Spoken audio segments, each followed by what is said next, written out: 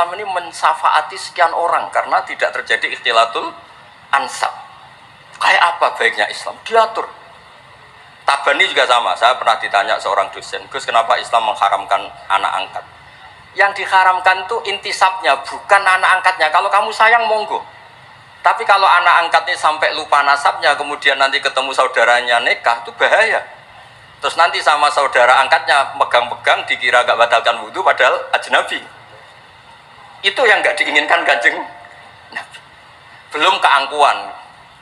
Ya, misalnya wonten tiyang tipe anak angkat kula gaya, anak angkate Gus terus lali keluargane. Lala bapake jenenge Parmin terus muni anakku ayo repot. Itu kan mendidik keangkuhan. Mendidik napa? Keangkuhan. Sehingga Islam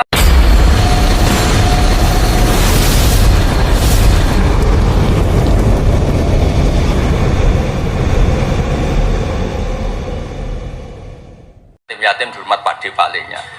Seterusnya sampai ailan fa'abna terus.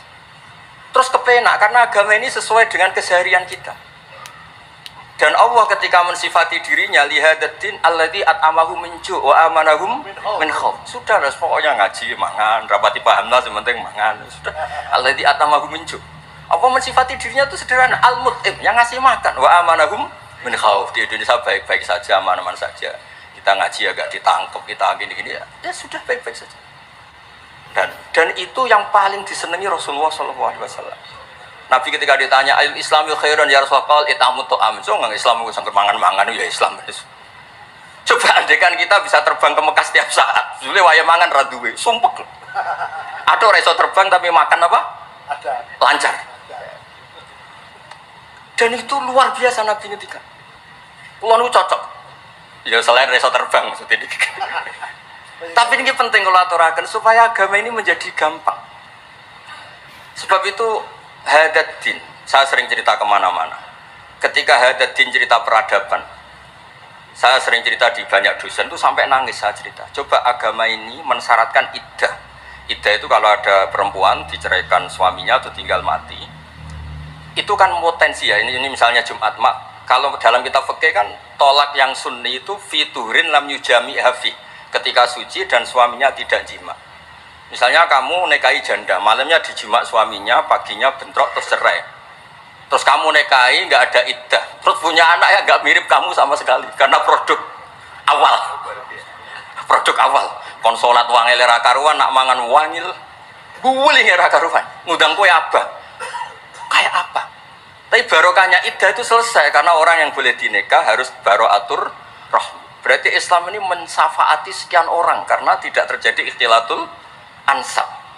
Kayak apa baiknya Islam? Diatur. Tabani juga sama. Saya pernah ditanya seorang dosen, Gus, kenapa Islam mengharamkan anak angkat? Yang diharamkan itu intisabnya, bukan anak angkatnya. Kalau kamu sayang, monggo. Tapi kalau anak angkatnya sampai lupa nasabnya, kemudian nanti ketemu saudaranya nikah, itu bahaya. Terus nanti sama saudara angkatnya pegang-pegang, dikira gak batalkan wudhu, padahal ajnabi. Itu yang gak diinginkan Kanjeng Nabi. Belum keangkuhan. Ya, misalnya wonten tiyang tipe anak angkat kula gaya, anak angkate Gus terus lali keluargane. Lala bapake jenenge Parmin terus muni anakku ayo repot. Itu kan mendidik keangkuhan. Mendidik napa? Keangkuhan. Sehingga Islam ibtalut tabanni. Dulu pernah ada periode orang nyebut Zaid bin Muhammad. Terus Allah membatalkan ud'uhum li abaihim wa aqsatu indallah. Akhirnya disebut Zaid bin Haris. Tapi sayangnya Nabi tetap sampai jenis Sayyidah Aisyah mangkelnya bukan main karena pernah Zaid ini akhirnya punya anak namanya Usama. Ini ku nak jajar Sayyid Hasan. Ini ku kayak gula kopi, sutok wireng, sutok putih guan. Ini ku nak meler umbelan. Kandidat Nabi kadang ngendikan ini ku lo apa sisi corong Jawa kan ngersi. Sayyidah Aisyah gak gelem, mau beli caireng kan gak enak. Jebule malah sing nyisi Kanjeng Nabi. Wih mulyane Usama sing nyisi malah.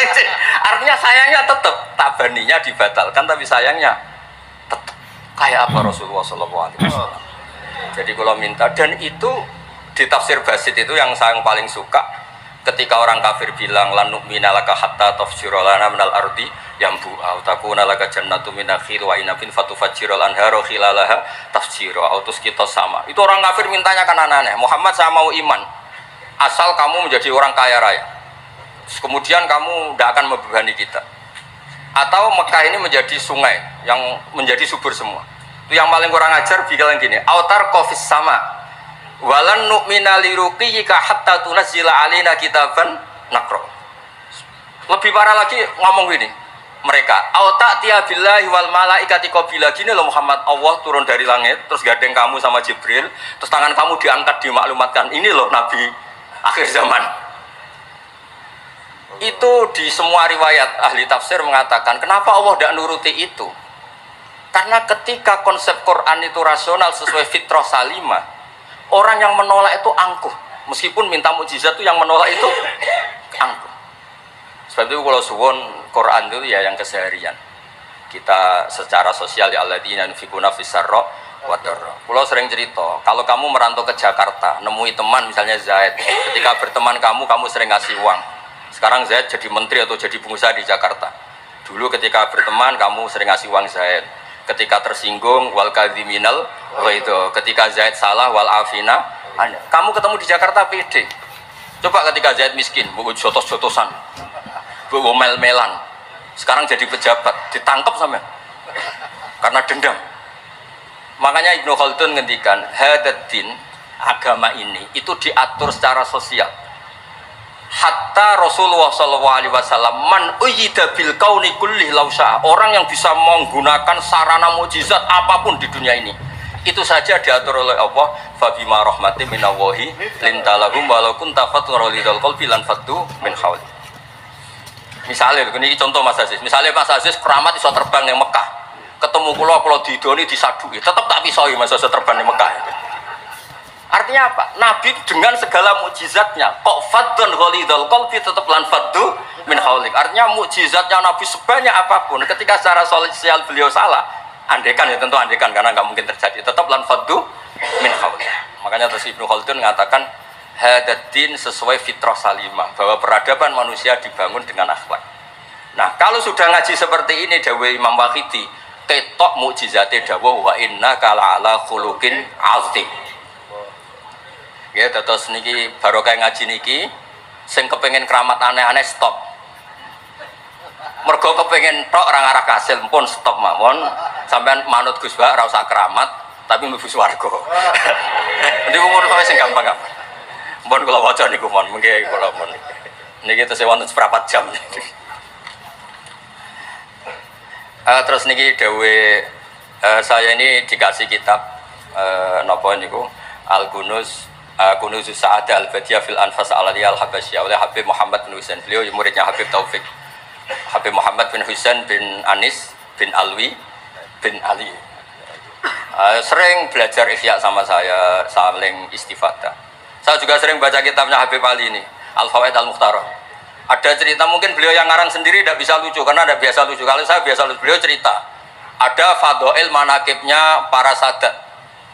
Ada orang awam yang lainnya tersiksa karena ada kayak mbahnya. Ada orang awam tertawa-tawa, kata ini kata Habib Ali. Kenapa kamu tertawa-tawa?